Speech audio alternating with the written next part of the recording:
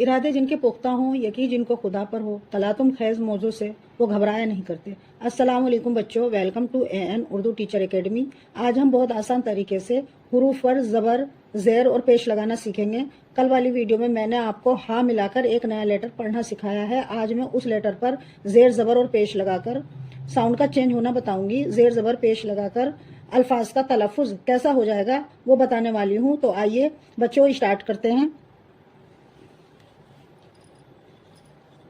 دیکھیے گا بچوں، یہ ہے بھے، یہ بھے ہے، یہ بھے ہے۔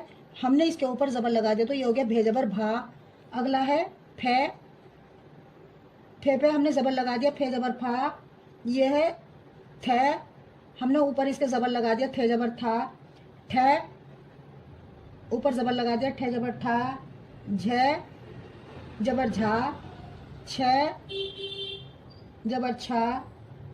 دھے زبر دھا، ڈھے زبر ڈھا۔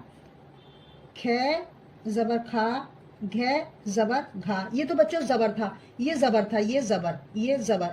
اب ہم زیر پڑھیں گے۔ اب زیر دیکھیے آپ، بھے زیر بھی، پھے زیر پھی، تھے زیر تھی، ٹھے زیر ٹھی، جھے زیر جھی، چھے زیر چھی، دھے زیر دھی۔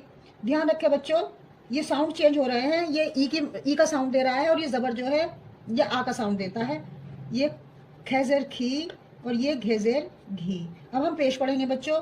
بھے پیش، یہ پیش کا نشان ہے۔ بھے پیش بو، پھے پیش پھو، تھے پیش تھو، ٹھے پیش ٹھو، جھے پیش جھو، چھے پیش چھو، دھے پیش دھو، ڈھے پیش ڈھو، کھے پیش کھو اور گھے پیش گھو۔ یعنی کہ بچوں اگر زبر لگے گا تو وہ آ کا ساؤنڈ دے گا، زیر لگے گا تو وہ ای کا ساؤنڈ دے گا، اور پیش لگے گا تو وہ یو کا ساؤنڈ دے گا۔ یہ آپ کو بہت اچھے سے دھیان دینے والی بات ہے، ان سے تلفظ چینج ہو جاتا ہے بچوں۔